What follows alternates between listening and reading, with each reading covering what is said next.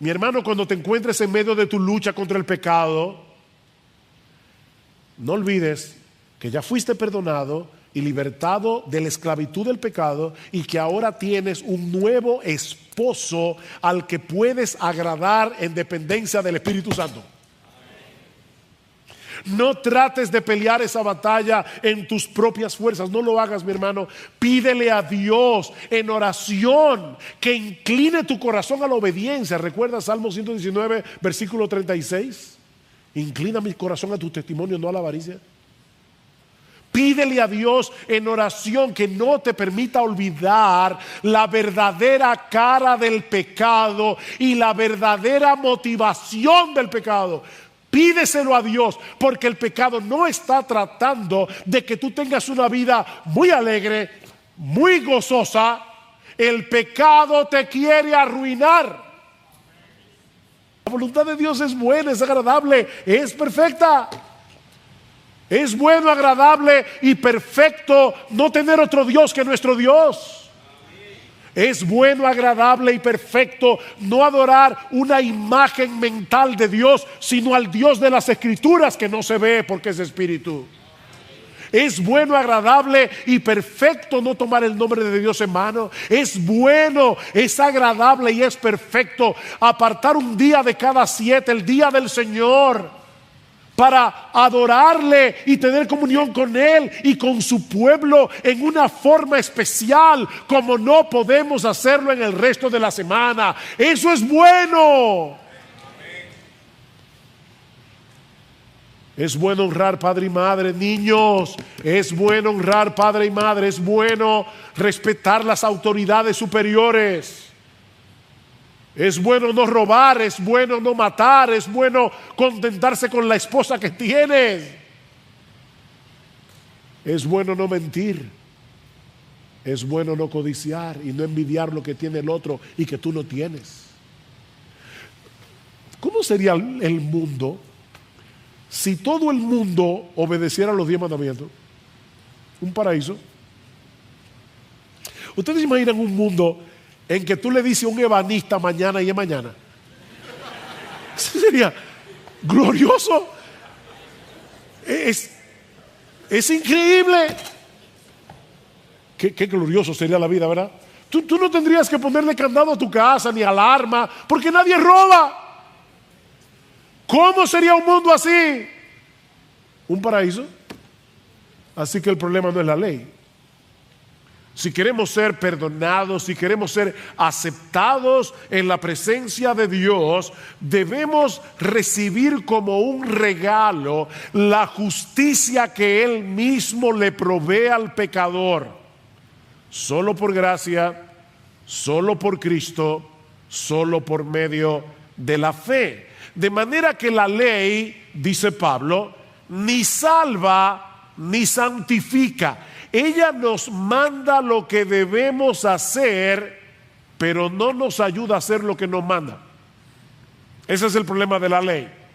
La ley nos manda lo que debemos hacer, pero no nos ayuda a hacer lo que nos manda. Vean una vez más los versículos 4 al 6 que estudiamos la vez anterior. Dice: por tanto, hermanos míos, también a vosotros se os hizo morir a la ley por medio del cuerpo de Cristo, para que seáis unidos a otro, a aquel que resucitó de entre los muertos, a fin de que llevemos frutos para Dios. Y usamos la analogía del matrimonio. Una mujer casada con un hombre no se puede casar con otro, no se puede unir a otro mientras viva ese hombre.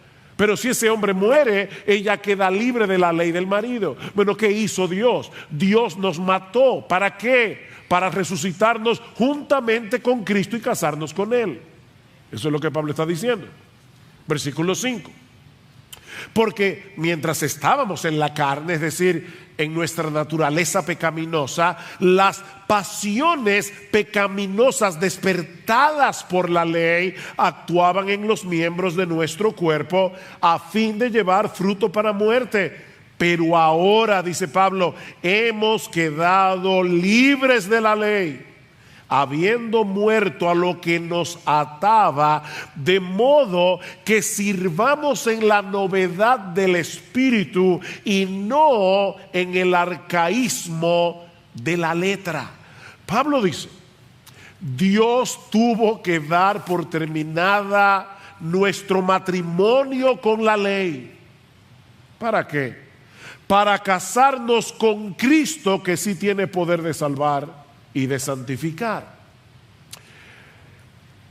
El problema es que hasta este punto, cuando uno escucha todo lo que Pablo dice acerca de la ley, cualquiera pudiera llegar a pensar que Pablo está menospreciando la ley, o que Pablo está desechando la ley como algo completamente inútil. De hecho, muy probablemente durante el ministerio de Pablo, y sobre todo predicando en un contexto de mayoría judía, Pablo tuvo que enfrentarse con ese argumento una y otra vez. Pablo, tú estás despreciando la ley de Dios. La ley fue dada por Dios mismo en el Sinaí, y tú estás diciendo que la ley es inútil. De ahí la pregunta del versículo 7. Entonces, ¿es pecado la ley? Y de paso, mucha gente piensa que la ley es pecado, aún dentro de las iglesias. Cada vez que tú le dices, violaste la ley, eres un legalista. O sea que guardar la ley, obedecer la ley, es ser legalista. Y ser legalista es pecado. Así que la ley es pecado. ¿Es pecado la ley? A lo que Pablo responde una vez más: de ningún modo.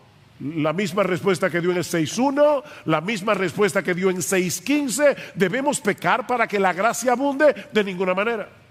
¿Debemos pecar ahora que no estamos bajo la ley, sino bajo la gracia? De ninguna manera. ¿Es pecado la ley? De ninguna manera. El hecho de que la ley en sí misma no puede salvar ni santificar no quiere decir que sea algo inútil o que deba ser desechada como algo malo. Mis hermanos, el creyente debe amar la ley. Tú eres cristiano, tú debes amar la ley. Tú debes deleitarte en la ley. Salmo 1, bienaventurado el varón que no anduvo en consejo de malos, ni estuvo en camino de pecadores, ni en silla de escarnecedores se ha sentado, sino que en la ley de Jehová está su delicia. ¿Ya se acabó esa bienaventuranza porque estamos en el nuevo pacto? Voy a decir como Pablo: de ningún modo. De ningún modo. Bienaventurado el varón que se deleita y medita en la ley de Dios. Pero debemos entender, mis amados hermanos, cuál es el propósito por el cual Dios nos dio la ley. Y eso es precisamente lo que Pablo va a explicarnos ahora en los versículos 7 al 13. Y hay al menos 4 enseñanzas en este pasaje acerca del propósito de la ley, pero al mismo tiempo de la ley en relación con el pecado y la muerte. De manera que Pablo no solamente nos va a explicar para qué sirve la ley, sino que al mismo tiempo nos va a ayudar a entender cómo funciona el pecado que todavía mora en nosotros. ¿Para qué sirve la ley? Bueno, en primer lugar, dice Pablo, para revelar nuestro pecado. ¿Para qué sirve la ley? Para revelar nuestro pecado. Versículo 8. Pero el pecado, versículo 7, perdón. ¿Qué diremos entonces? ¿Es pecado la ley? De ningún modo. Al contrario, yo no hubiera llegado a conocer el pecado si no hubiera sido por medio de la ley. Porque yo no hubiera sabido lo que es la codicia si la ley no hubiera dicho: no codiciarás. Como todo buen fariseo, Pablo creía que él estaba bien con Dios por el esfuerzo que él hacía en conformarse externamente a la letra de la ley. Pablo conocía los 10 mandamientos. Pablo pensaba que los tenía en alta estima. Pero ahora vamos a entender que Pablo no estaba entendiendo el verdadero alcance de los mandamientos. Hasta que un día sus ojos fueron abiertos para entender experimentalmente, no racionalmente, sino experimentalmente, las implicaciones del 10º mandamiento: no codiciarás. Y fue entonces cuando Pablo se dio cuenta que los 10 mandamientos no se limitan a nuestras acciones externas, sino que tienen que ver con todo lo que sucede en nuestro interior. Mira, mi amigo, tú puedes pecar no haciendo nada, solamente con el pensamiento. La ley no solo tiene que ver con lo que yo hago con las manos, tiene que ver con lo que yo pienso, tiene que ver con lo que yo razono, tiene que ver con mis motivaciones. En ese sentido, Pablo era como el joven rico, ¿se acuerdan? Cuando llega delante del Señor y le dice: Maestro, ¿qué debo hacer? ¿Qué debo hacer para heredar la vida eterna? Oh, ¿tú quieres hacer algo para heredar la vida eterna? Bueno, déjame decirte cómo hacerlo. Noten que Cristo no le dijo: oh, confía en mí. Eso es lo que hubiera dicho un evangelista en el día de hoy. Recíbeme en tu corazón. No. Cristo le dijo: tú tienes los mandamientos, tú conoces los mandamientos: no adulteres, no mates, no hurtes, no digas falso testimonio, no defraudes, honra a tu padre y a tu madre. Oh, maestro, todo eso yo lo he guardado desde mi juventud. Oh, entonces solo te falta una cosa: vende todo lo que tienes, dáselo a los pobres y ven y sígueme cargando tu cruz. En una forma muy sabia, el Señor le hizo ver a este joven que creía haber guardado todos los mandamientos que él estaba violando el 10º: no codiciarás. Por eso no podía dar sus bienes y repartirlos, porque él los codiciaba. Y al codiciar sus bienes, no solo estaba violando el 10º mandamiento, sino también el primero: no tendrás dioses ajenos delante de mí. Así que la ley es como un sándwich: no tendrás dioses ajenos delante de mí, no codiciarás. Si Dios es tu Dios, tu único Dios, vas a obedecer el resto de los mandamientos. La razón por la que codiciamos es porque Dios no es suficiente. Tú codicias cosas, yo codicio cosas, porque Dios no es suficiente. Como bien ha dicho alguien, codiciar es estar descontento con lo que Dios te ha dado, como si tú merecieras más. Incluye la envidia, la autocompasión, la queja. Ahora, debo aclarar que no es pecaminoso desear cosas. Pero dice este mismo autor: si te amargas y te abates por no tenerlas, es porque tu deseo se ha convertido en una codicia idolátrica. Ese es el problema. Que tú desees algo no está mal, pero si el hecho de no tener ese algo te llena de amargura, te llena de descontento, te llena de queja, ese algo ha suplantado a Dios en tu corazón. Estás sustituyendo a Dios por las cosas. Y eso fue lo que sucedió con el apóstol Pablo, y fue lo que le hizo ver su condición de pecador perdido. Ahora, ¿cómo fue que sucedió eso en la vida de Pablo? Porque este es un pasaje autobiográfico. Pablo nos está mostrando cómo fue que él llegó al conocimiento de Cristo, y lo hace porque el caso de Pablo es típico. O sea, Pablo está aquí hablando de Pablo, pero está hablando de ti y de mí. Es un ejemplo que nos ayuda a todos. ¿Cómo fue que Pablo se dio cuenta de algo que no había visto en toda su vida de fariseo? Bueno, Sinclair Ferguson, un teólogo y pastor escocés, nos da una suposición de lo que pudo haber pasado en la vida de Pablo. O sea, no estoy siendo dogmático, pero creo que Sinclair Ferguson probablemente se está acercando a lo que sucedió en el corazón de Pablo, tomando algunas pistas del Nuevo Testamento. Mis hermanos, ¿de dónde era Pablo? ¿Saulo de qué? De Tarso. ¿Y dónde quedaba Tarso? En la región de Cilicia. ¿Y a qué facción religiosa pertenecía Pablo? A los fariseos. Así que Pablo era de Tarso, de la región de Cilicia, y era fariseo, que era la religión más estricta de Israel. Ahora, Pablo no era cualquier fariseo. Dice en Gálatas capítulo 1, versículo 14, que Pablo se había propuesto llegar a ser el israelita más celoso y más aventajado en la ley. Pablo se había propuesto eso. Y por su propio testimonio en Filipenses capítulo 3, parece que casi lo logra. Dice, mira, ¿saben qué? En cuanto a la ley, yo era irreprensible externamente. Yo era irreprensible. Pablo se había propuesto, Pablo codiciaba ser el mejor. Hermanos, escuchen esto. Tú puedes codiciar ser el mejor en algo bueno y estás pecando. Tú puedes codiciar ser la mejor madre, ser el mejor esposo, ser la mujer más modesta de la iglesia, ser el que más sabe de Biblia. Si tú quieres lograr esa meta para tu gloria, eso es una codicia idolátrica. Porque fue lo que pasó con Pablo. Yo quiero ser el más piadoso. Pablo codiciaba eso en su corazón. Pero entonces sucedió el incidente de Hechos 6.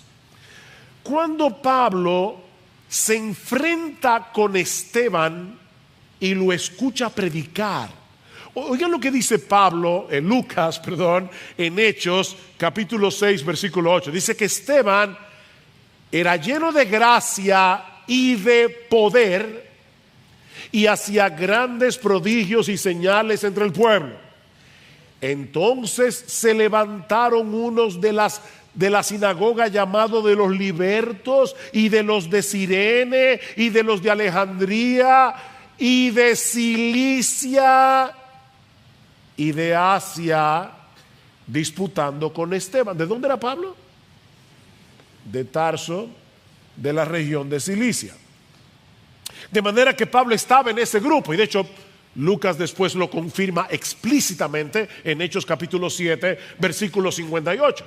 Ahora, mientras ellos más argumentaban con Esteban, Lucas nos dice que no podían resistir a la sabiduría y al espíritu con el que hablaba. Por decirlo de alguna manera, Pablo se había topado con la horma de su zapato.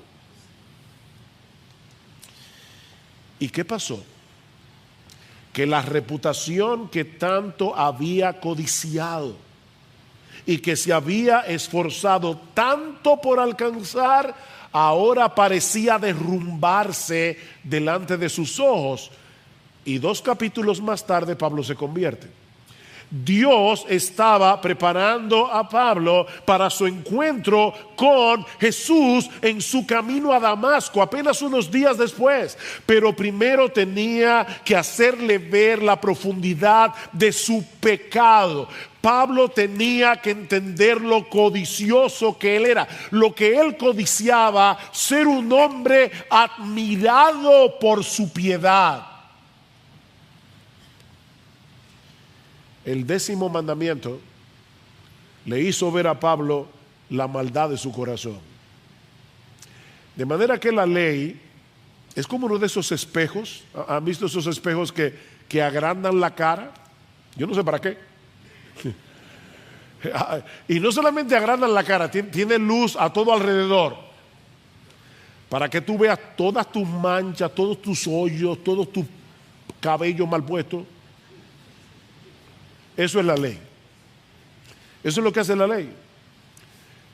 Por eso es que Pablo dice en Romanos capítulo 3, versículo 20, que por medio de la ley es el conocimiento del pecado. ¿Recuerdan? Romanos 3:20, lo estudiamos hace ya meses atrás. Por medio de la ley es el conocimiento del pecado. Mis hermanos, es por eso que nosotros nunca debemos predicar el evangelio de Jesucristo divorciado por la ley.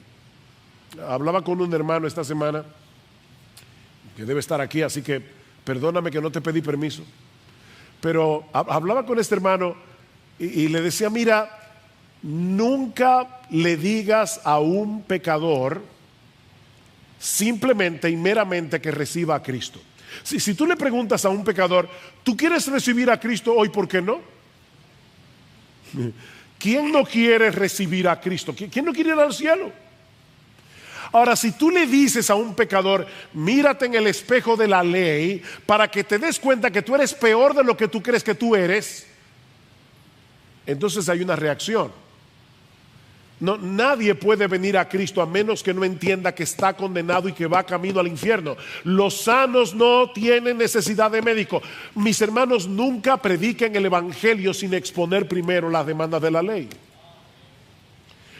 Muéstrale al pecador el espejo de la ley. ¿Para qué? Para que vea su necesidad de un salvador. Si no te ves a ti mismo como alguien que merece el castigo de Dios por sus pecados, ¿qué sentido tiene invitarte a que vengas a Cristo? Pero la ley no solamente revela el pecado. Pablo dice también que la ley nos provoca a pecar. Y ahora sí que está rara la cosa, ¿verdad? No quisiera enredarlos, pero usando un lenguaje químico, la ley es el catalítico del pecado. Si ustedes buscan la palabra catalítico, verán que es un elemento químico que provoca una reacción. Bueno, la ley es el catalítico del pecado. Vean el versículo 8.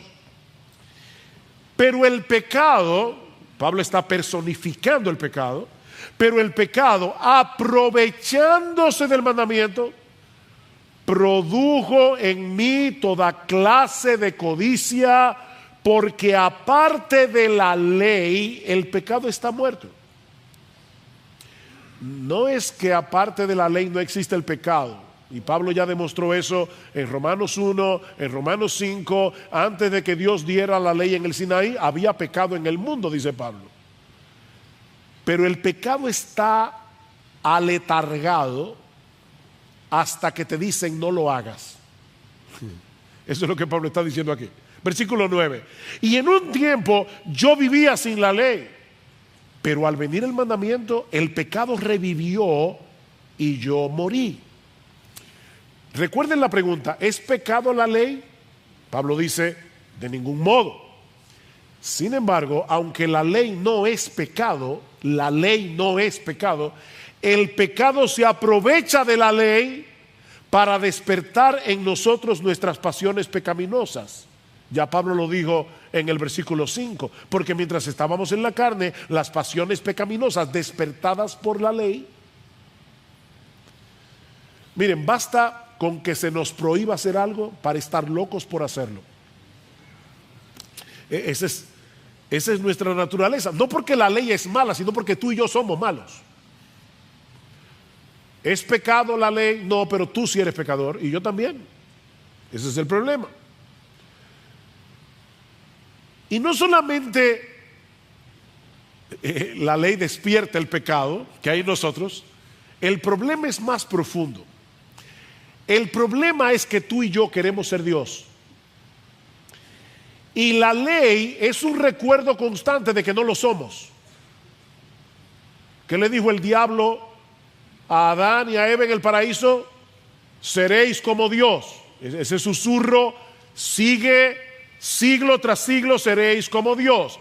El problema que tenemos con la ley es que la percibimos como un atentado contra nuestra soberanía. ¿Se entendió eso? La ley es un atentado contra nuestra soberanía. Queremos hacer lo que nos venga en ganas, de manera que al toparnos con la prohibición sentimos el impulso de querer reafirmar nuestro derecho de autodeterminación haciendo exactamente lo que la ley prohíbe. Padres,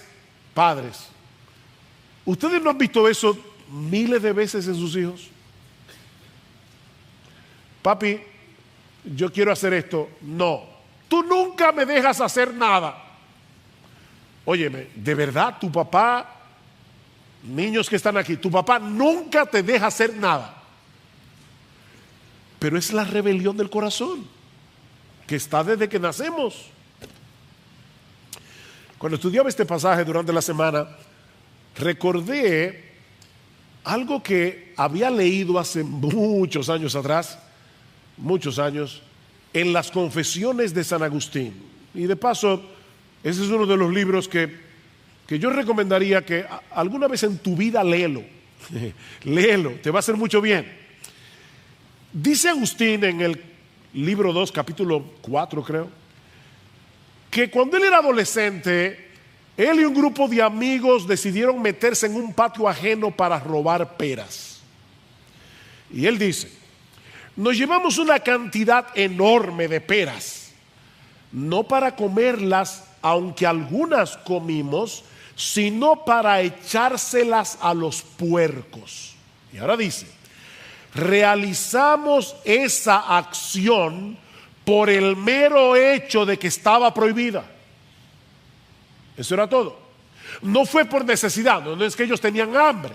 De hecho, me encanta en cierto modo porque es triste, pero dice Agustín más adelante que en el patio de su casa él tenía peras en abundancia y mejores, pero las arranqué del árbol por el hecho de robar. Y si alguna de ellas entró en mi boca, solo el pecado la hizo sabrosa. Wow. Este hombre está analizándose delante de Dios, son sus confesiones. Pero ahora escuchen lo que dice un poquito más adelante. ¿Qué fue pues lo que amé yo en aquel hurto? Y él responde, poder hacer algo sin ser castigado, parodiando o imitando así la omnipotencia de Dios. Ahora sí se fue profundo este hombre. Él está diciendo, yo quería hacer algo y que nadie pudiera tocarme, porque yo estaba imitando la omnipotencia divina. Yo quería ser soberano como Dios. ¿Ven el problema que tú y yo tenemos? Queremos ser como Dios. Y su ley es un recordatorio constante de que no lo somos. El pecado es una fuerza que habita en nosotros y que nos lleva a aborrecer, nos lleva a odiar con todas las fuerzas de nuestro ser todo lo que se opone a ese deseo dominante del corazón de ser el único soberano de nuestra vida. ¿Recuerdan ese poema que se hizo famoso en la película Invictus y que Nelson Mandela recitaba continuamente en la celda mientras estuvo preso? Ese poema termina diciendo, soy el amo de mi destino, soy el capitán de mi alma. ¡Wow! Soy el amo de mi destino y soy el capitán de mi alma. De manera que el pecado no es otra cosa que autoidolatría. Cada vez que tú pecas es porque estás escogiendo adorarte a ti en vez de adorar a Dios. Eso es todo. El pecado es autoidolatría. Y el pecado se aprovecha de esa tendencia del corazón humano a idolatrarse a sí mismo para despertar nuestras pasiones pecaminosas usando los mandamientos de Dios. No codicies, ahora codicio más. No envidies, ahora envidio más. Ahora, lo que Pablo está tratando de hacerle ver sobre todo a la audiencia judía que estaba en Roma, es que ellos estaban equivocados con respecto a la ley, porque los judíos pensaban que Dios había dado la ley para restringir el pecado y para hacernos más santos. De hecho, muchos pastores evangélicos creen lo mismo. Ellos creen que dando ley, ellos van a ayudar a los hermanos a ser más santos. Más adelante vamos a ver que no debemos desechar la ley, pero predicar solo ley desde el púlpito no va a ayudar a nadie. De hecho, padres, cuidado padres, porque muchas veces eso es lo que nosotros hacemos también con nuestros hijos. Ley, sin gracia. Y la ley sin gracia, la ley sin el evangelio, la ley sin Cristo no va a ayudar a nuestros hijos. No es que no les enseñes la ley, es que no dejes de enseñarles la gracia. No dejes de predicarles el evangelio de la justificación por la fe sola. Bueno, Pablo le dice a esos judíos: ustedes están equivocados. La ley no restringe el pecado, lo provoca. La ley no restringe el pecado. Más bien el pecado se vale de la ley para movernos a hacer eso mismo que la ley prohíbe. La ley es la base de operaciones que usa el pecado para llevarnos a pecar. Y eso nos lleva a la tercera enseñanza de nuestro pasaje. Precisamente porque la ley revela el pecado y nos provoca a pecar, la ley en sí misma no produce vida, produce muerte. La ley en sí misma no produce vida, la ley produce muerte. Vean otra vez el versículo 9. Y en un tiempo yo vivía sin la ley, pero al venir el mandamiento, el pecado revivió y yo morí. Y este mandamiento que era para vida, a mí me resultó para muerte. Ahora, hermanos, ¿en qué momento de su vida Pablo vivía sin ley? Y ya decíamos, él era judío. A todo niño judío se le enseñaban los 10 mandamientos casi mientras bebía la leche de su mamá. Y Pablo era fariseo, educado en la escritura. ¿Qué es lo que Pablo nos está diciendo aquí? Que hubo una época en su vida en la que él pensaba que estaba espiritualmente vivo. Él está hablando de su experiencia. Yo creía que estaba vivo. Yo creía que estaba vivo, que estaba bien con Dios por mi obediencia a la ley. Pablo creía que estaba espiritualmente vivo porque se apegaba externamente a la letra de la ley. Pero entonces Dios abrió su entendimiento y por primera vez en su vida Pablo se dio cuenta de su verdadera condición delante de Dios. El 10º mandamiento despertó la conciencia de Pablo y le mostró que en realidad estaba muerto. Y por eso dice en el versículo 9: y este mandamiento que era para vida, a mí me resultó para muerte. Voy a decir algo bien extraño ahora. Miren, si un ser humano, desde que nace hasta que se muere, pudiera obedecer perfectamente la ley, tendría vida eterna. Tú quieres salvarte guardando los mandamientos, no hay problema. Solo que tienes que obedecerlos perfectamente desde que naces hasta que te mueres, solamente. Y en todo sentido, externamente, internamente. Escuchen lo que dice Levítico 18. Mis ordenanzas pondréis por obras y mis estatutos guardaréis andando en ellos. Yo, Jehová, vuestro Dios. Por tanto, guardaréis mis estatutos y mis ordenanzas, los cuales haciendo el hombre vivirá en ellos. Hazlos. Obedece y vivirás. Eso fue lo que le dijo Dios a Adán en el paraíso. Obedece y vivirás. El problema es que el hombre no puede cumplir la ley como la ley debe ser obedecida. Perfectamente y completamente. Recuerden que la ley es como un globo. Si tú pinchas el globo, no importa por dónde lo pinches, dañaste el globo. Pablo dice en Gálatas capítulo 3 versículo 10: todos los que dependen de las obras de la ley para salvarse están bajo maldición. todos los que están tratando de salvarse guardando los mandamientos son unos malditos, dice Pablo, malditos de Dios. ¿Por qué? Porque dice la Biblia: maldito todo aquel que no permaneciere en todas las cosas escritas en el libro de la ley para hacerlas. ¿Ven el punto? La ley es santa, pero nosotros no lo somos. Padecemos de una impotencia culpable. Es decir, no podemos obedecer la ley. Ay, el pobre, él no puede y le están pidiendo que lo haga. No, es una impotencia culpable. No podemos obedecer la ley porque amamos el pecado. No podemos obedecer la ley porque amamos hacer exactamente lo contrario. Dice Pablo en Romanos capítulo 8, versículo 7, la mente no regenerada es enemistad contra Dios, porque no se somete a la ley de Dios ni tampoco puede.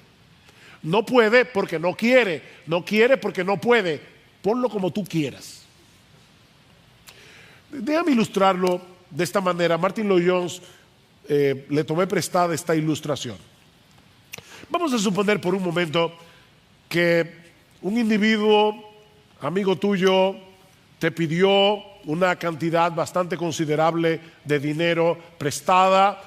Tú le prestaste el dinero y cuando llegue el día de pago, el individuo va a tu casa y te dice: ay, mira, yo lo lamento mucho, pero no te puedo pagar, no puedo pagarte.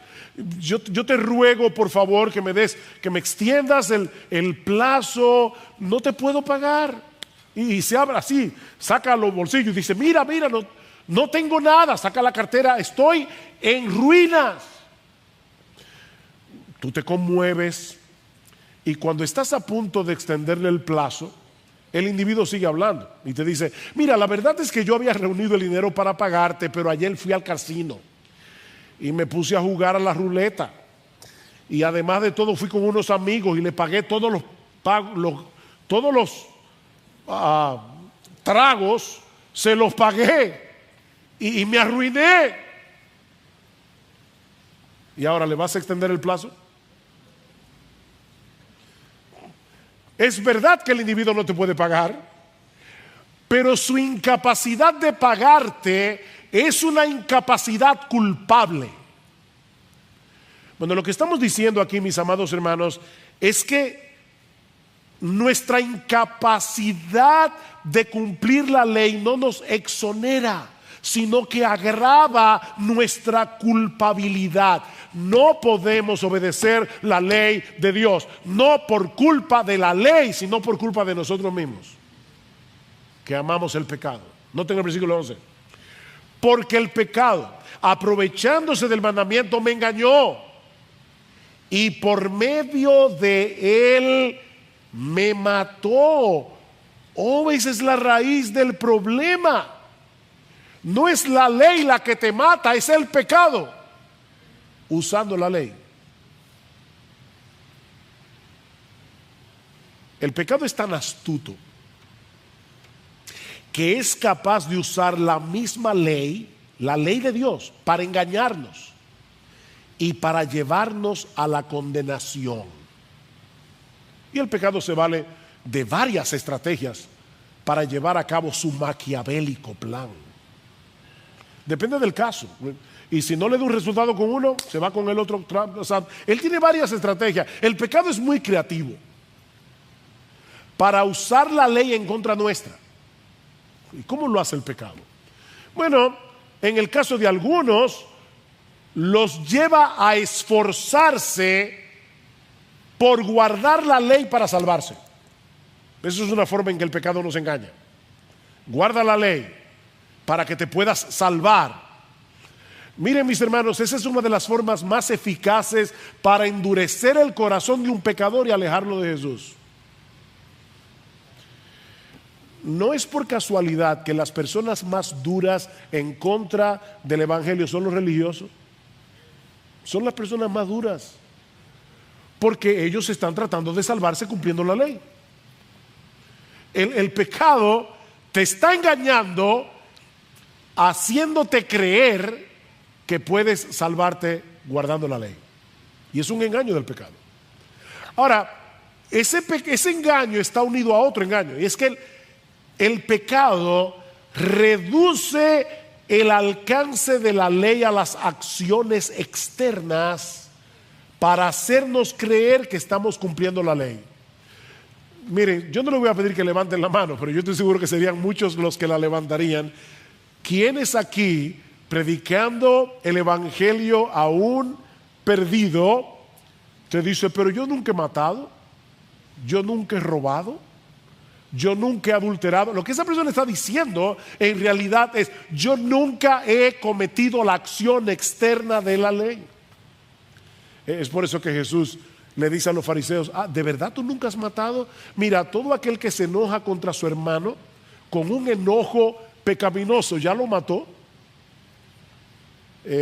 Perdón, ¿hay alguien aquí que no sea un homicida? Óyeme, todo aquel que se enoja contra su hermano y usa palabras hirientes para descargar su ira, para denigrar a la otra persona, estúpido, imbécil, cabeza hueca, bueno para nada. Ok, ¿hay alguien aquí que no es un asesino?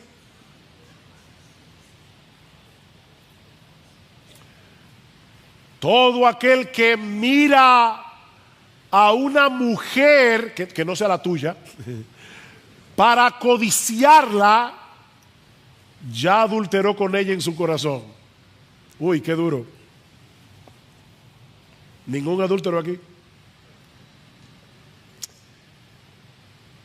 El pecado es muy astuto. Otra cosa que hace el pecado es hablarnos mal de la ley. O sea, si no le da resultado llevarte a ser el niño bueno o la niña buena para ganarte el cielo, entonces el pecado te habla mal de la ley y te dice que la ley es demasiado restrictiva, que la ley es demasiado dura, demasiado rígida. En casa a veces hacemos juego de palabras, mezclando una palabra con otra. Por ejemplo, universidad viene de uno y diverso, es universidad.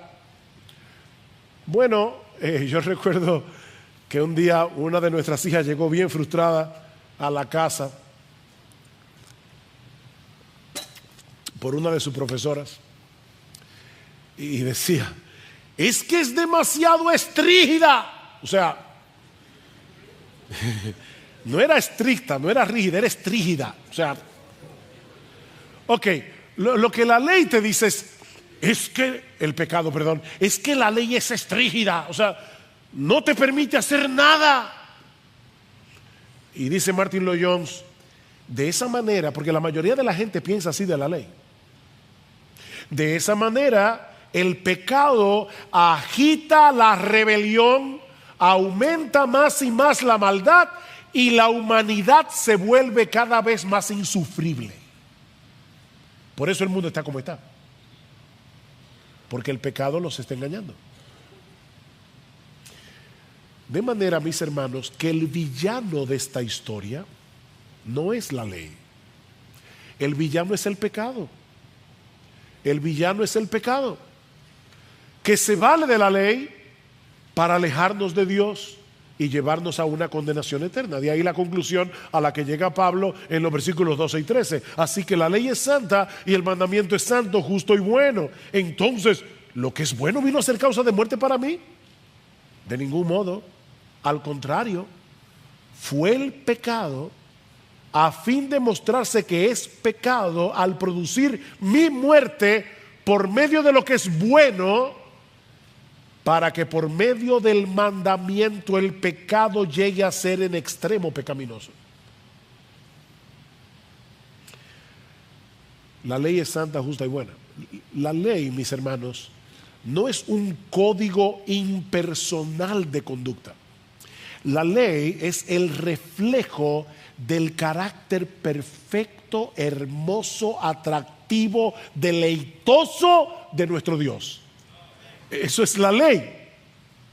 Por lo tanto, Si la ley es de Dios, tiene que ser santa, justa y buena. No puede ser de otra forma.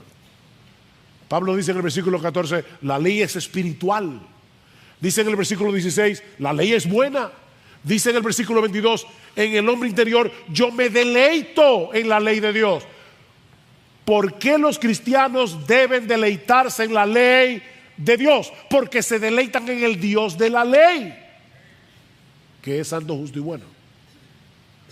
Oh, cuánto amo yo la ley.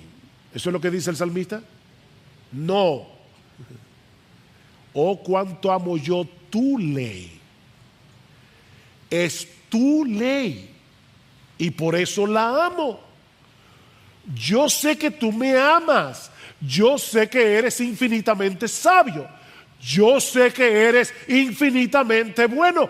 ¿Cómo no voy a amar esa ley que emana de ti, que es para mi bien? De ahí todo lo que dice David en el Salmo 19 que leímos al principio. Por eso quise que se leyera ese texto. La ley de Jehová es perfecta.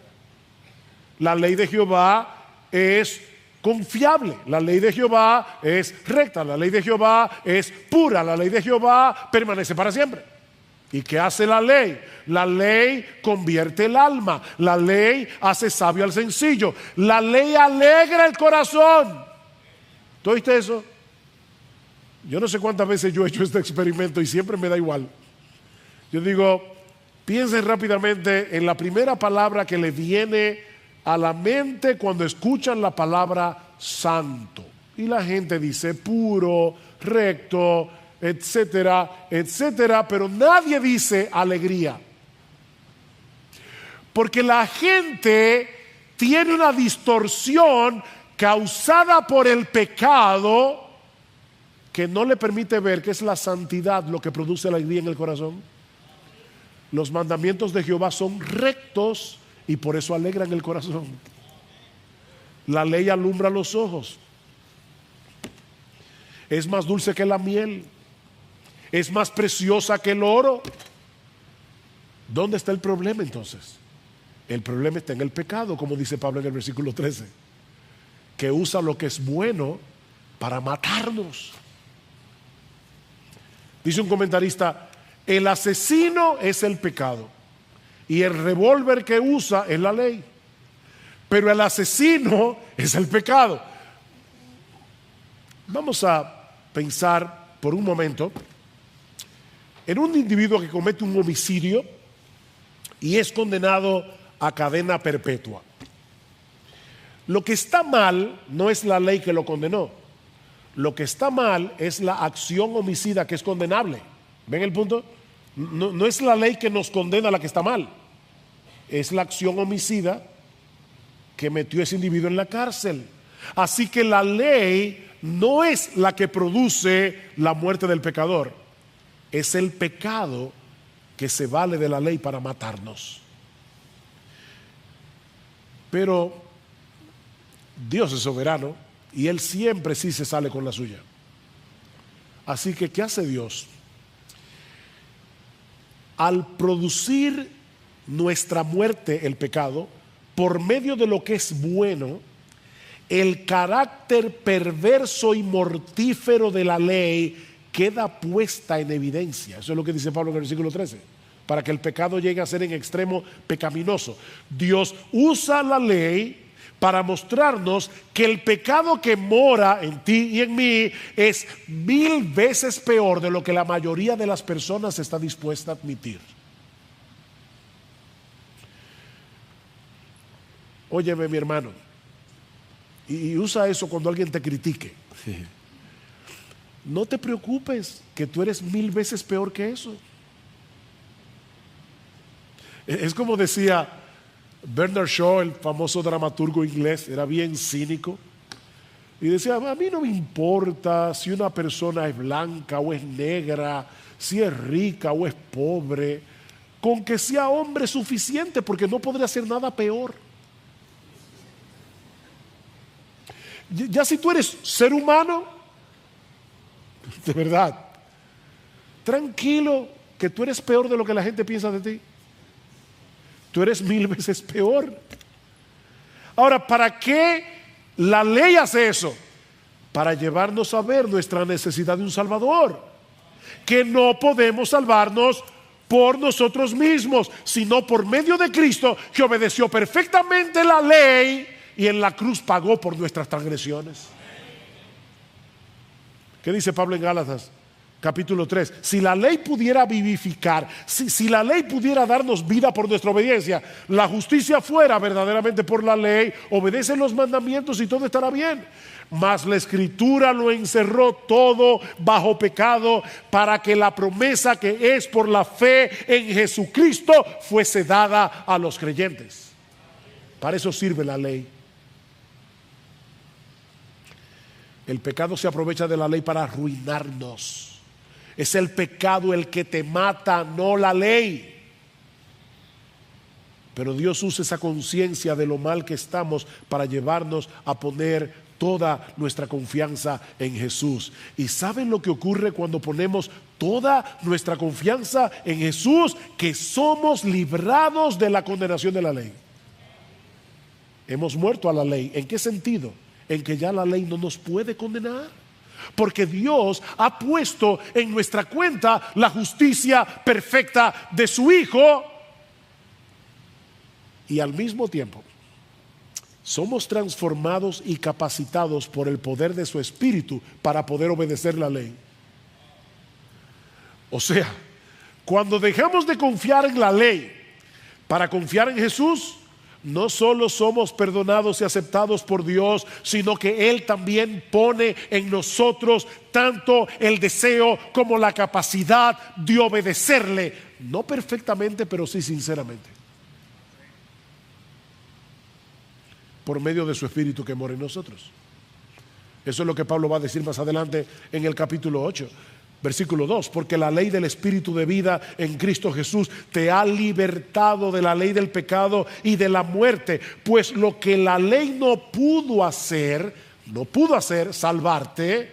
¿Por qué no lo pudo hacer? Porque era débil por causa de nuestra carne. Dios lo hizo, enviando a su propio Hijo en semejanza de carne de pecado, y como ofrenda por el pecado, condenó al pecado en la carne. ¿Para qué? Para que el requisito de la ley se cumpliera en nosotros, que no andamos conforme a la ley, a carne, sino conforme al Espíritu. No podemos cumplir la ley en nuestras propias fuerzas, pero ahora tenemos los recursos de la gracia que necesitamos para andar en obediencia a la ley. Así que, mis hermanos, nuestra lucha no es contra la ley. Nuestra lucha es contra el pecado que mora en nosotros y que va a continuar allí batallando y batallando y batallando para alejarnos de Dios, que es la fuente de todo bien. El verdadero creyente es aquel que lucha contra el pecado, no contra la ley. Amados, yo os ruego como extranjeros y peregrinos, 1 de Pedro 2:11, que os abstengáis de que de la ley, no de los deseos pecaminosos que batallan contra el alma, no de la ley. Recuerda que la ley no solo es santa y justa, es buena, dice Pablo. La ley procura nuestro bienestar, no llevarnos a vivir una vida miserable y aburrida. Pablo va a decir más adelante en Romanos capítulo 2, versículo 2, que la voluntad de Dios, resumida en la ley, es buena, es agradable a los ojos de Dios y perfecta. Mis hermanos y aquellos que son miembros de Iglesia Bíblica del Señor Jesucristo, mira, tú puedes tener 25 años, 30 años en la membresía de esta iglesia. Si tú no estás siendo santificado, tú nunca fuiste justificado y vas camino al infierno con todo y tu membresía. Eso es básicamente lo que Pablo nos enseña en este pasaje. Porque la fe que salva nos une a Cristo. La unión con Cristo es el centro de este texto. De hecho, me vi tentado a titular este sermón de esa manera: nuestra unión con Cristo. Porque es de eso que habla este pasaje. La fe que salva nos une a Cristo. Y debido a esa unión con Cristo, somos progresivamente transformados por el poder del Espíritu para que cada vez más nos parezcamos más a Él y menos a nosotros. Eso es básicamente lo que Pablo nos enseña en este pasaje. Y precisamente quiero comenzar. Mi primer encabezado es hablando acerca de nuestra unión con Cristo, porque si no entendemos esa parte, no vamos a entender todo lo demás. Dios nos ha unido a Cristo desde el instante en que creímos en Él. Vean una vez más los versículos 1 al 3. ¿Qué diremos entonces? ¿Continuaremos en pecado para que la gracia abunde? De ningún modo. Nosotros que hemos muerto al pecado, ¿cómo viviremos aún en él? ¿O no sabéis que todos los que hemos sido bautizados en Cristo Jesús, hemos sido bautizados en su muerte? Esta tarde, como ya se avisó, vamos a tener un bautismo en nuestra iglesia, así que vamos a tener la oportunidad de ver un ejemplo en vivo de lo que Pablo nos está enseñando en este texto. Todo verdadero cristiano debe bautizarse. Ahora, ¿qué es lo que el bautismo simboliza? Mis hermanos, lamentablemente, muchos ven el bautismo en función de nosotros. ¿Qué significa el bautismo? Bueno, que yo he creído en Cristo y por lo tanto ahora yo estoy dando testimonio público de mi fe. Y es verdad que en el momento en que una persona se bautiza, está dando testimonio público de su fe en el Señor Jesucristo. Pero lo que el bautismo simboliza no es lo que nosotros hacemos al creer, sino lo que Dios hizo al unirnos a Cristo por el poder de su Espíritu Santo. Es por eso, mis hermanos, que todos los verbos que están en los versículos 3 al 7, todos están en voz pasiva.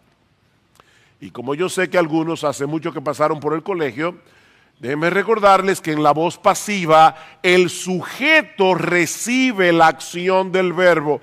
Él es pasivo, él recibe la acción. Vean una vez más, versículo 3. ¿O no sabéis que todos los que hemos sido bautizados en Cristo, hemos sido bautizados en su muerte? Por tanto, hemos sido sepultados con Él por medio del bautismo para muerte, a fin de que como Cristo resucitó de los muertos por la gloria del Padre, así también nosotros andemos en vida nueva, porque si hemos sido unidos en Él, en la semejanza de su muerte, ciertamente lo seremos también en la semejanza de su resurrección, sabiendo esto, que nuestro viejo hombre fue crucificado con Él para que nuestro cuerpo de pecado fuera destruido, a fin de que ya no seamos esclavos del pecado, porque el que ha muerto ha sido libertado del pecado.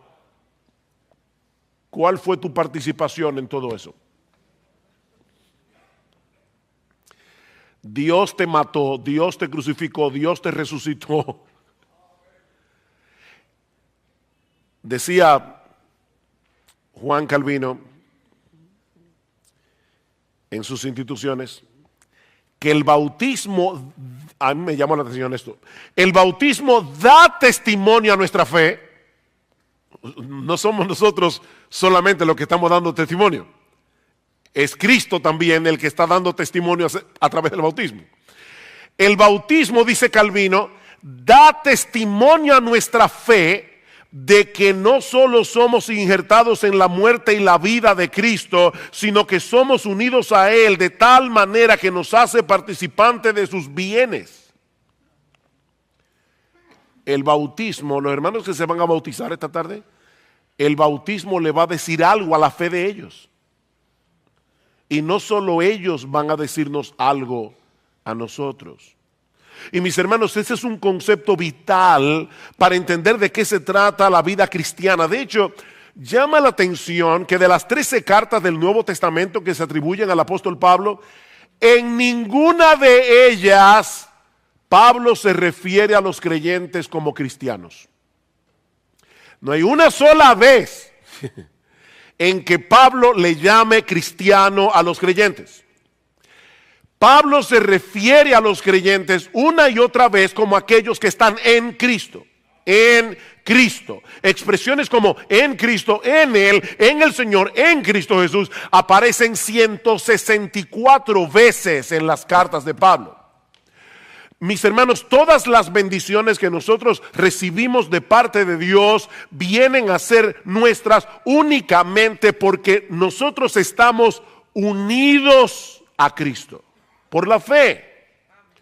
Es de su plenitud que tomamos todos gracia sobre gracia. Él es la vid, nosotros somos los pámpanos, Él es la cabeza, nosotros somos el cuerpo. De manera que la salvación no consiste en algo que Dios nos da por causa de Cristo. No, la salvación es que Dios nos da a Cristo. No es algo que se nos da por lo que Cristo hizo, es que Dios nos da a Cristo mismo para que habite en nosotros por su Espíritu. Pablo dice en 1 Corintios capítulo 1 versículos 30 al 31, mas por Él, refiriéndose a Dios el Padre, estáis vosotros en Cristo Jesús, el cual nos ha sido hecho por Dios sabiduría, justificación, santificación y redención, para que como está escrito, el que se gloría, gloríese en el Señor. Por Él estáis en Cristo. Por supuesto, esta unión es un misterio. No podemos entender cómo es eso de que nuestra vida está unida a Cristo. De hecho, Pablo en Efesios capítulo 5 versículo 32 le llama en griego un mega misterio. Un mega misterio. Pero es una realidad que todo cristiano debe entender y que todo cristiano debe abrazar con deleite. Una analogía que nos puede ayudar para entender este tema de la unión con Cristo es la del matrimonio, que es la que Pablo usa en Efesios capítulo 5. En Efesios 5, luego de citar Génesis capítulo 2, de que el hombre dejará a su padre y a su madre y se unirá a su mujer y los dos serán una sola carne, Pablo dice, grande es este misterio, mas yo digo esto respecto de Cristo y de la iglesia, no del hombre y de la mujer, sino de Cristo y de la iglesia, porque la unión en el matrimonio del hombre y de la mujer es una parábola viviente de la unión de Cristo con su iglesia. Este viernes en la noche se casaron dos hermanos, Eric y Yanni, aquí en nuestra iglesia. Hasta el pasado jueves, hace 3 días, ellos eran dos solteros que estaban comprometidos para casarse. A partir del viernes en la noche, y debido al pacto matrimonial, ellos dejaron de ser dos para convertirse en una sola carne. Increíble. El jueves eran dos. A partir del viernes en la noche, eran uno. Por supuesto, Eric sigue siendo Eric, Jamie sigue siendo Jamie, pero tan pronto firmaron el acta matrimonial, sus vidas quedaron unidas de tal manera la una con la otra, tanto en un sentido legal como práctico, que ahora se pertenecen entre sí. Están realmente unidos el uno al otro como la cabeza y el cuerpo. Y ya nadie los puede decapitar.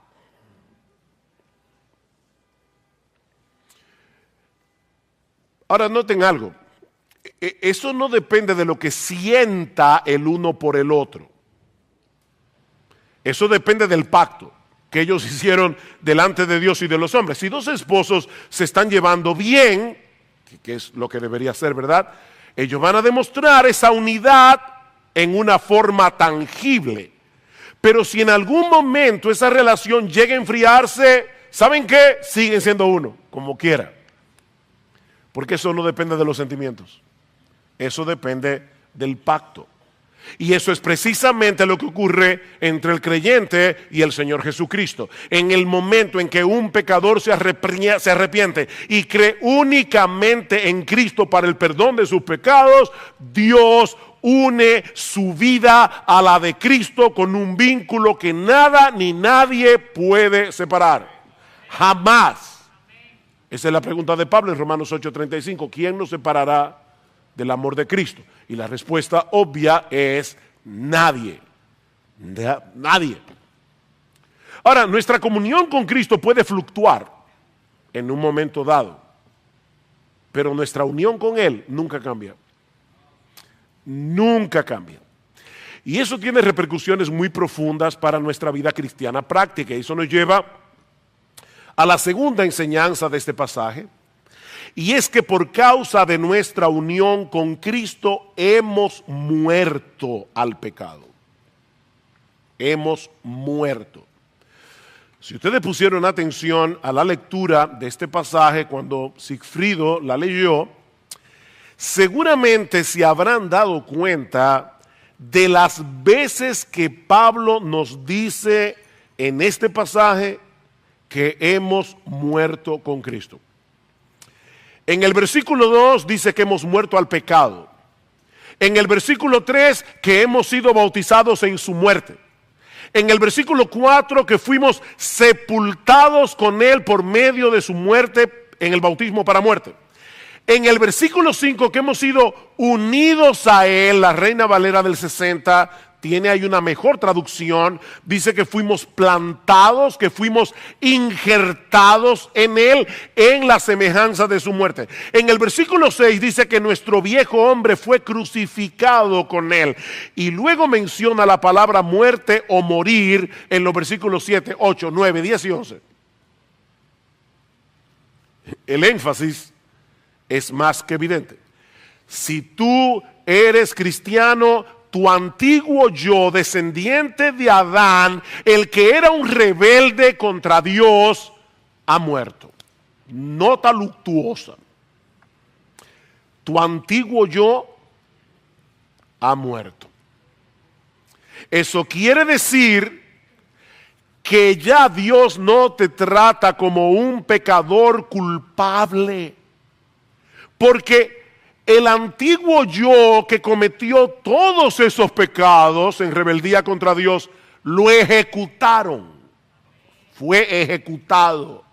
Y fue reemplazado por un nuevo tú, cuya vida está escondida en Cristo. Es por eso que ya no hay condenación para aquellos que están en Cristo Jesús, dice Pablo en Romanos capítulo 8, versículo 1. Ya no hay condenación. Pero eso quiere decir también que el pecado ya no puede gobernarte a su antojo porque has cambiado de dueño. Hemos cambiado de ciudadanía. Recuerden, mis hermanos, lo que vimos el domingo pasado cuando hablábamos de los dos Adanes. El primer Adán, el del huerto del Edén, el segundo Adán o el postrer Adán, que es Cristo. Antes estábamos representados en el primer Adán como nuestra cabeza federal. Tanto la culpa como la corrupción que heredamos de Adán eran determinantes en nuestras vidas. A tal punto, mis hermanos, que ni tú ni yo podíamos dejar de pecar. No podíamos. De hecho, hasta cuando hacíamos lo bueno pecábamos. Porque tú no hacías lo bueno para que Dios se llevara la gloria, ni en dependencia del Espíritu Santo. Tú hacías lo bueno, ya sea para protegerte tú de algún mal o para llevarte tú la gloria. Así que ni cuando hacías lo bueno era bueno. Tú pecabas todo el tiempo y no podías dejar de pecar. Pero aquellos que han nacido de nuevo por la obra del Espíritu Santo, ahora están representados en otra cabeza, están representados en Cristo, le pertenecen a Cristo. En Adán estábamos bajo el dominio del reino del pecado y de la muerte. Ahora que estamos en Cristo, estamos bajo el dominio de la gracia y de la vida. Y eso debe ser evidente tanto en nuestro carácter como en nuestra conducta. Vean el versículo 2 una vez más. Pablo pregunta, ¿qué diremos entonces? ¿Continuaremos en pecado para que la gracia abunde? De ninguna manera. Nosotros que hemos muerto al pecado, ¿cómo viviremos aún en él? Es una pregunta retórica. Ahora, Pablo no está diciendo aquí que es imposible que los creyentes pequen. Eso lo vamos a ver dentro de un momento, porque de ser así no habría ningún sentido en la exhortación del versículo 12, cuando Pablo dice a estos mismos creyentes, no reine el pecado en vuestro cuerpo mortal, que no pase eso. Más bien presentad vuestros miembros a la justicia, no al pecado. Es una exhortación. Lo que él está diciendo es que es una incongruencia moral que un creyente continúe viviendo una vida dominada por el pecado. Si tu antiguo yo, esclavizado al pecado, ha muerto, ¿cómo es posible que sigas viviendo como si estuviera vivo? Esa es la pregunta. El pecado sigue siendo un problema para el creyente, porque aún continúa siendo un enemigo peligroso del que debemos cuidarnos, pero ya dejó de ser nuestro rey. Ya dejó de ser nuestro rey. Alguien lo ilustra de esta manera.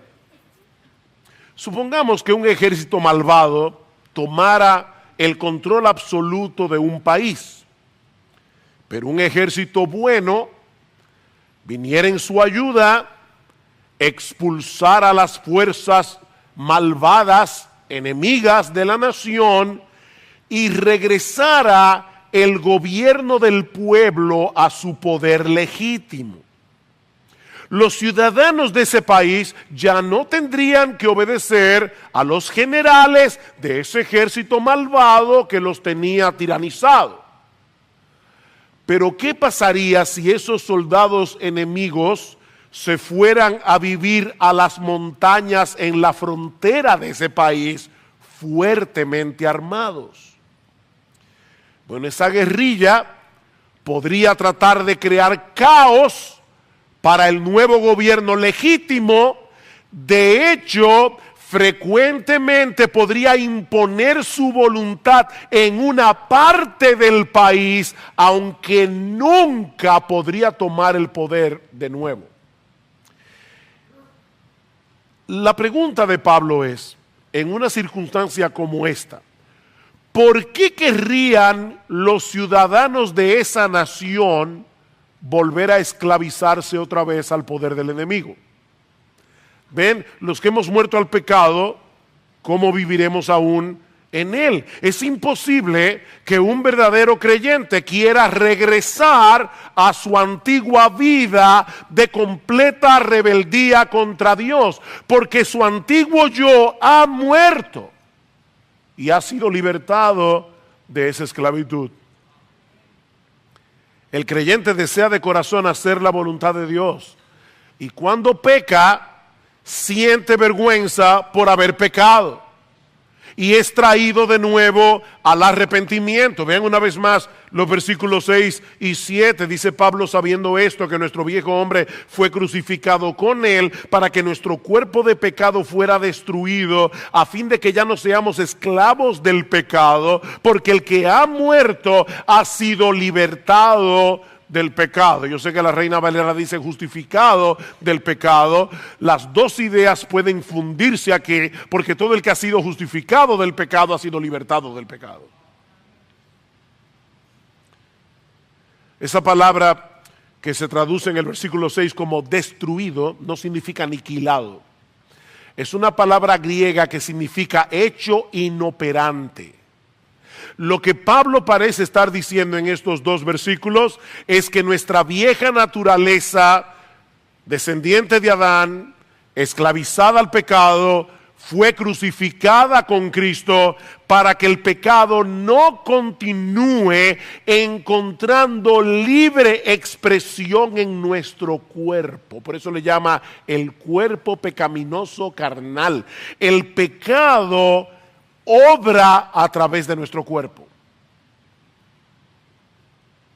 Pero como nuestro viejo ego, dominado por el pecado, ha muerto, nuestro cuerpo ya dejó de ser un terreno fértil para que la hierba mala del pecado siga creciendo libremente en ese huerto. ¿Ven el punto? Consecuentemente, dice Pablo, ya no podemos seguir sirviendo al pecado como si fuera nuestro rey. Versículo 7, porque el que ha muerto ha sido libertado del pecado.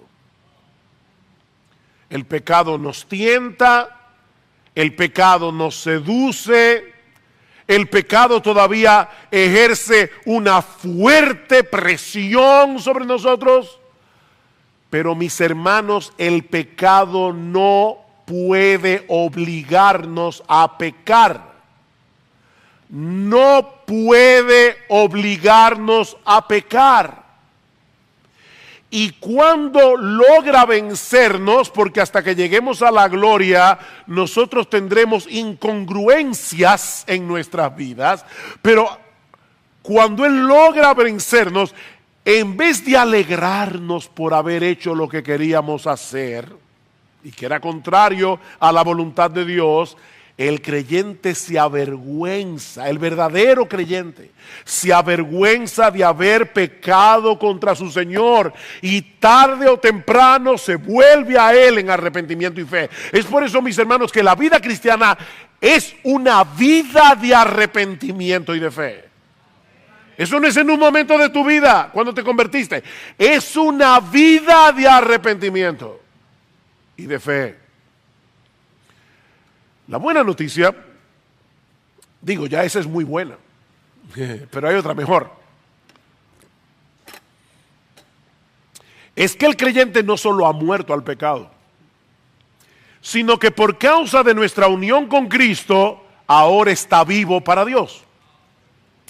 Hemos muerto al pecado, y esta es nuestra tercera enseñanza, pero por causa de nuestra unión con Cristo, ahora estamos vivos para Dios. Estar unidos a Cristo significa que todo lo que le sucedió a Él, nos sucedió a nosotros misteriosamente. Y Cristo no solo murió en una cruz por causa de nuestros pecados, sino que también resucitó al tercer día. Y nosotros los creyentes que morimos juntamente con Él, también resucitamos juntamente con Él para vivir en novedad de vida. Vean el versículo 4, otra vez. Por tanto, hemos sido sepultados con Él por medio del bautismo para muerte, a fin de que como Cristo resucitó de los muertos por la gloria del Padre, Dios el Padre envió su poder todopoderoso que lo hace a Él glorioso para resucitar a Jesús, y ese mismo poder omnipotente que levantó a Cristo de la tumba también obró en nuestro corazón cuando estábamos muertos en nuestros delitos y pecados, de tal manera que por esa misma gloria del Padre así también nosotros andemos en novedad de vida. Wow, qué glorioso evangelio.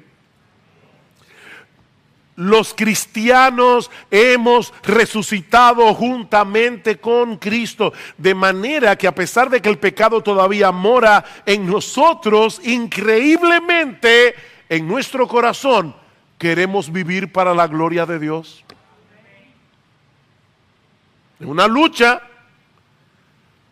Pero en medio de esa lucha, queremos vivir para la gloria de Dios. Pablo dice en 2 Corintios capítulo 5, versículo 17, somos una nueva creación. La Reina Valera dice, si alguno está en Cristo, nueva criatura. El texto griego dice, somos una nueva creación en Cristo. Y por lo tanto, mis hermanos, tenemos nuevos afectos, tenemos nuevas inclinaciones, tenemos nuevos deseos. ¿No es así?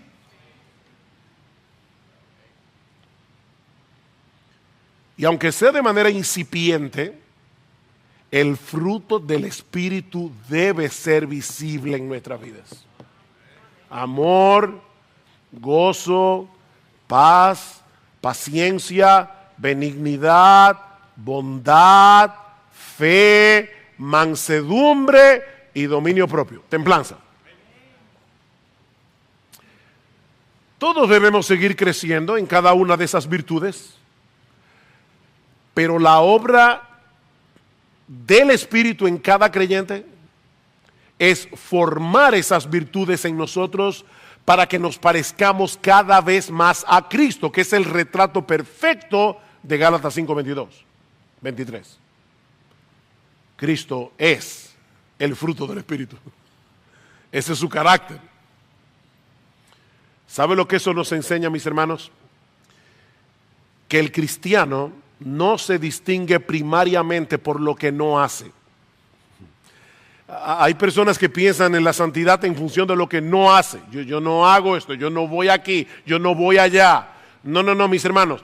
Lo que distingue al cristiano son las cosas que hace, con el deseo expreso de que Dios sea glorificado en su vida y otros sean beneficiados. Eso es lo que distingue a un cristiano.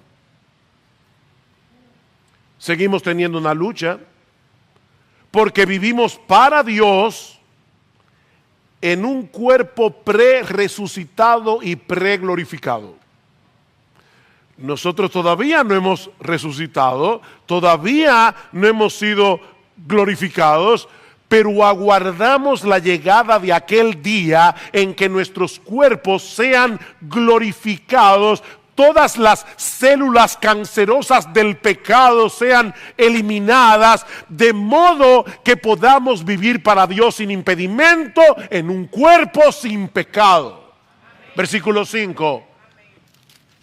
Porque si hemos sido unidos a Él en la semejanza de su muerte, me encanta esta frase, ciertamente lo seremos. Hay una certidumbre en eso. Ciertamente lo seremos también en la semejanza de su resurrección. Tú puedes estar absolutamente seguro de eso. Versículo 6. Sabiendo esto, otra vez, certeza, que nuestro viejo hombre fue crucificado con él para que nuestro cuerpo de pecado fuera destruido a fin de que ya no seamos esclavos del pecado. De nuevo, Pablo está diciendo, no podemos seguir sirviendo al pecado porque ahora tenemos otro dueño. Versículo 9. Sabiendo que Cristo, habiendo resucitado de entre los muertos, no volverá a morir, ya la muerte no tiene dominio sobre él, porque en cuanto él murió, murió al pecado de una vez para siempre, pero en cuanto vive, vive para Dios. Así también vosotros consideraos muertos para el pecado, pero vivos para Dios en Cristo Jesús. Vivos para Dios. La muerte de Cristo es un evento único e irrepetible, pero el resultado de su resurrección permanece para siempre. Él murió en un punto de la historia, pero ahora está vivo para Dios. Y así seguirá siendo por los siglos de los siglos. Bueno, lo que Pablo está diciendo aquí es que de la misma manera los cristianos en un momento murieron al pecado, al momento de la conversión, pero ahora viven para Dios por el resto de sus días, aguardando la esperanza de que la muerte no podrá retenerlos. Resucitaremos en gloria y serviremos a nuestro Dios por los siglos de los siglos. Ven, hermanos, hay una conexión aquí entre nuestra vida presente y nuestra vida futura. Déjeme ponerlo de esta manera. Es como si la vida venidera ya hubiera invadido este mundo en el momento en que Cristo inauguró su reino en su resurrección. Y nosotros, los cristianos, ya tenemos un pie en la otra vida. Este mundo está preñado de la vida venidera. Y Pablo dice en Hebreos que nosotros los cristianos ya estamos gustando los bienes de esa vida. Porque ahora tenemos vida eterna. No es que la vamos a tener. Ahora tenemos vida eterna. ¿Y saben lo que es la vida eterna? Esta es la vida eterna, que te conozcan a ti, el único Dios vivo y verdadero, y a Jesucristo, a quien has enviado. Es una relación de comunión con Dios. Nosotros fuimos resucitados para vivir para Dios. Mis hermanos, esa es nuestra nueva identidad. Estamos vivos para Dios, no para seguir viviendo para nosotros mismos. El viejo yo que vivía para sí mismo fue crucificado. De manera que la vida que ahora vives, debes vivirla para Él. El amor de Cristo nos constriñe pensando esto, que si uno murió por todos, luego todos murieron, y por todos murió para que los que viven ya no vivan para sí. Ya, olvídate de eso ya no vivan para sí, sino para aquel que murió y resucitó por ellos. Con Cristo estoy juntamente crucificado y ya no vivo yo, mas vive Cristo en mí, y lo que ahora vivo en la carne, lo vivo en la fe del Hijo de Dios, el cual me amó y se entregó a sí mismo por mí. Ya no vivo yo. Me preocupa cuando veo a muchos cristianos que profesan ser cristianos enarbolar continuamente la bandera de la libertad cristiana, como si Cristo nos hubiera hecho libres para seguir satisfaciendo nuestros deseos. Y cuando tú le dices, hermano, no, guárdate de esto, es mi libertad cristiana. ¿Sabes lo que es la verdadera libertad cristiana? Cristo nos hizo libres al precio de su sangre para que podamos decirle que no a nuestros deseos pecaminosos, e incluso para que podamos restringirnos de cosas que, aunque son legítimas, pueden hacerles daño a nuestras almas o pueden dañar las almas de otros. Eso es libertad cristiana. Verdadera libertad. Cristo nos libertó de la esclavitud del yo para que podamos hacer eso. Decirle que no a nuestros pecados. Y decirle que no a cosas que tal vez sean legítimas, pero que no nos ayudan para correr mejor nuestra carrera. Y yo confío en que en tu corazón y en tu conciencia, tú sabes cuáles son esas cosas.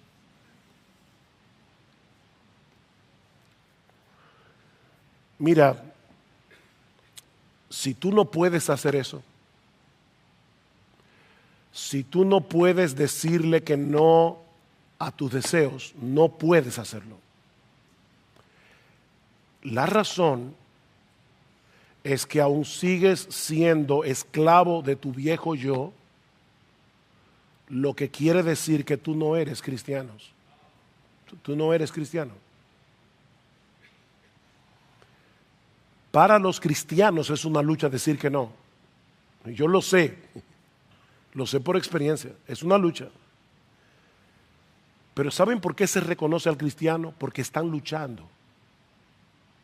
Porque están luchando.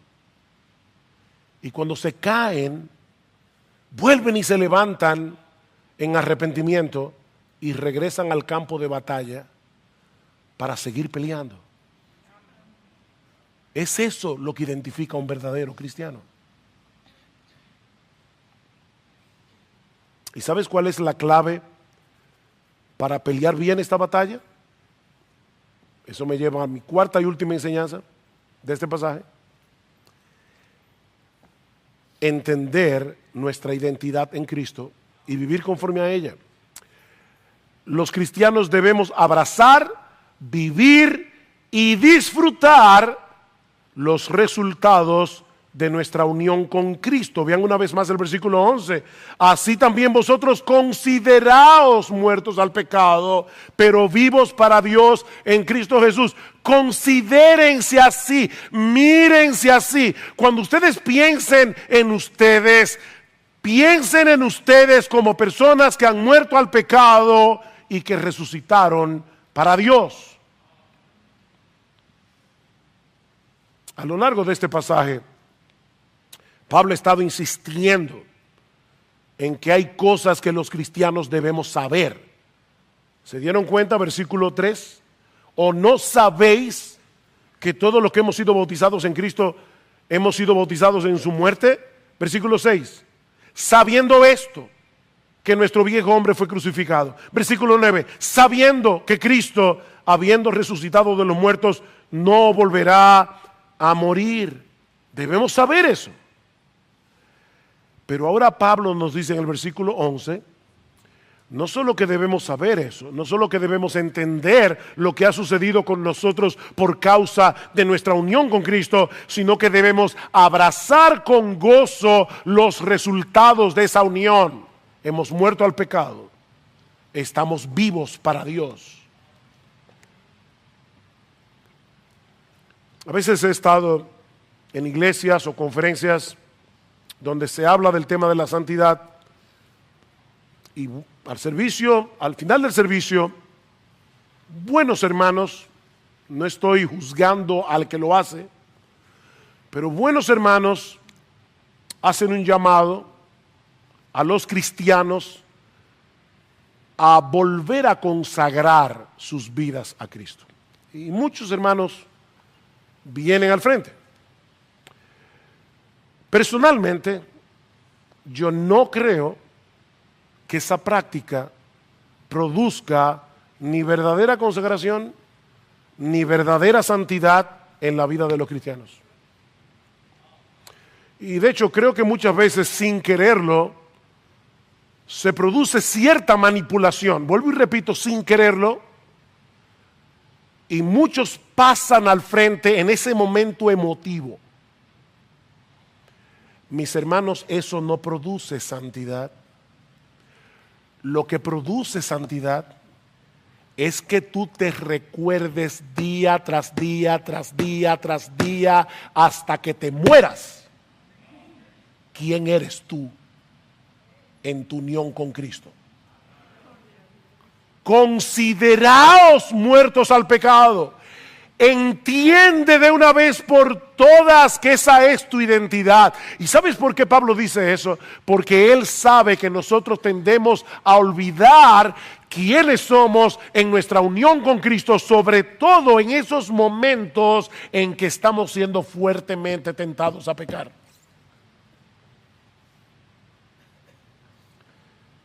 Nosotros somos como esos esclavos que fueron libertados durante la guerra de secesión, durante la guerra civil americana.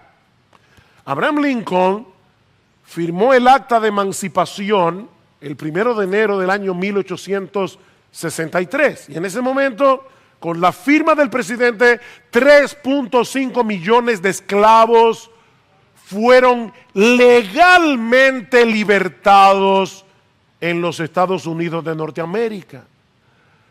Pero ¿saben qué pasó en la práctica? Que a muchos de esos hombres y mujeres les resultaba difícil asumir su nueva identidad de hombres libres. Y cuando escuchaban de nuevo la voz de sus amos, temblaban.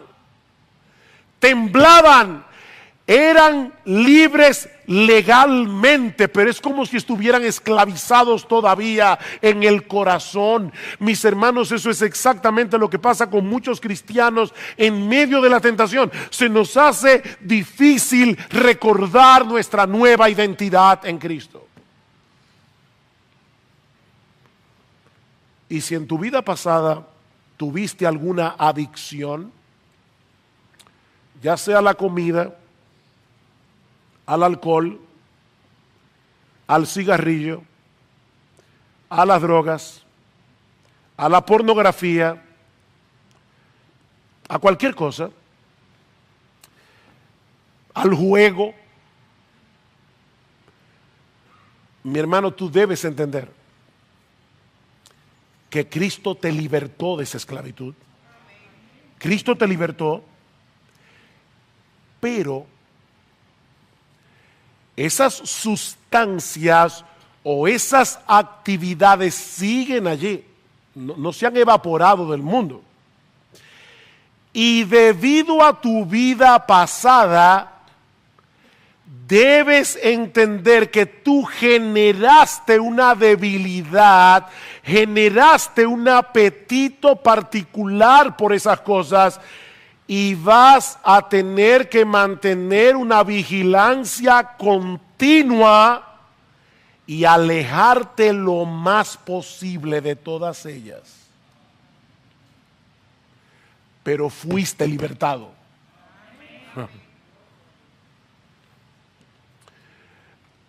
Nosotros le llamamos hoy a esas cosas adicción o adicciones. La Biblia le llama idolatría. La adicción es una idolatría a ciertas cosas. ¿Y sabes lo que dice la Biblia en 1 de Juan capítulo 5 versículo 21? Hijitos míos, huid de la idolatría. No basta con que tú tengas la enseñanza de Romanos 6 en tu cabeza.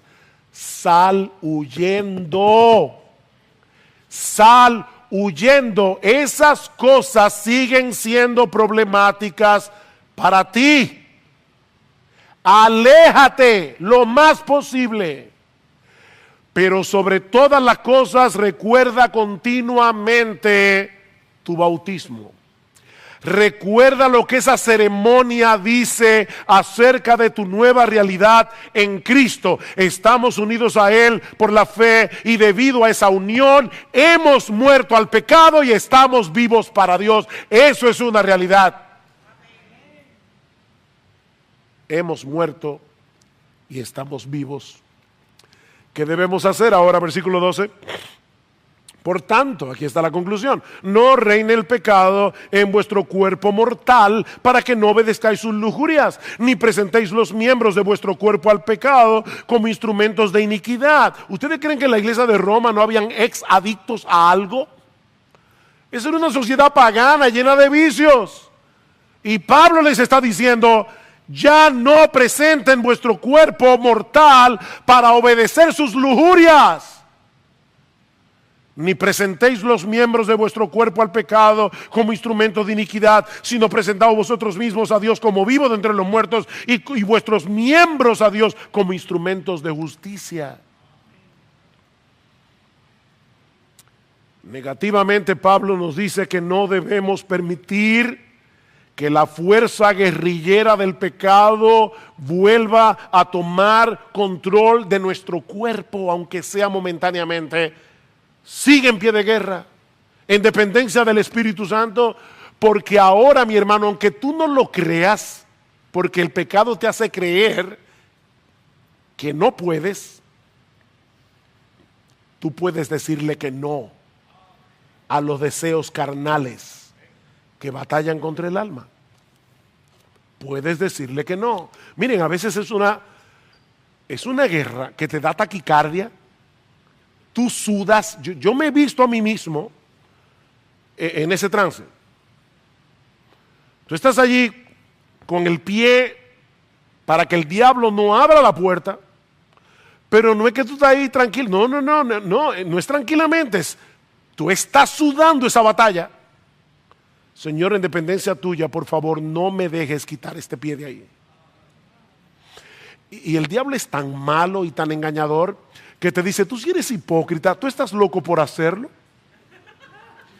Ya que te ensucies un poco más, no, mientras tú no quites el pie de ahí, tú no has pecado, tú has entrado en tentación, que son dos cosas diferentes.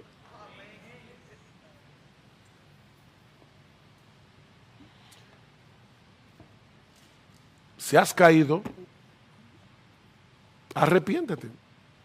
Arrepiéntete, confía en la promesa del perdón divino y vuelve a correr la carrera. Mi hermano, no te dejes paralizar por tus fracasos pasados, porque esos fracasos no redefinen lo que ahora eres en Cristo. Y recuerda que algún día esa lucha terminará. Algún día esa lucha terminará. Yo sé que tú estás peleando, yo sé que no es fácil, pero estás en el ejército del vencedor. Pero mientras tanto, sigue peleando. Sigue peleando. Ahora, no basta con este aspecto negativo de la santidad. Positivamente, dice Pablo, debemos poner nuestras vidas al servicio de Dios, reconociendo que estamos vivos por causa de Él, para vivir para Él y para servirle a Él. Recuerden, mis hermanos, eso es lo que caracteriza a un cristiano. No es lo que no hace, es lo que hace. Es lo que hace. Me encantó esta mañana leyendo en mi devocional Segunda de Crónicas, capítulo 17, hablando de Josafat, en la Biblia de las Américas, dice que él se entusiasmó en los caminos del Señor. Me encantó esa frase. Se entusiasmó en los caminos del Señor.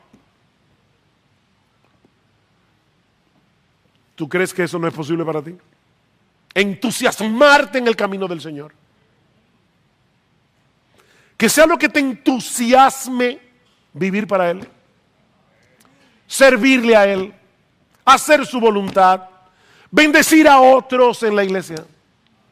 O si algunos aquí se propusieran en el 2020, yo quiero vivir para Dios, sirviéndole a su pueblo conforme a los dones que Dios me dio. Ya no voy a seguir sentado en la iglesia calentando bancos. Y óyeme, tú no tienes que estar en un ministerio formal para hacer eso. Busca cristianos aquí que necesitan urgentemente, nuevos creyentes, que necesitan urgentemente ser discipulados. Nadie lo verá, pero Dios lo verá y estarás edificando a su iglesia. Yo me sorprendo cada vez que escucho a una persona decir, es que yo no encuentro lugar donde servir en la iglesia, que tú no encuentras lugar donde... Pero mira a tu alrededor, mi hermano.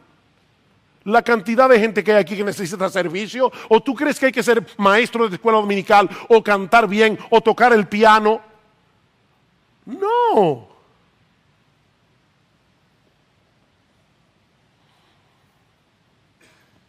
Aquellos que quieren ser útiles en el reino de Dios no tienen tiempo para estarse preguntando qué tan al borde del precipicio del pecado pueden vivir y seguir siendo cristianos.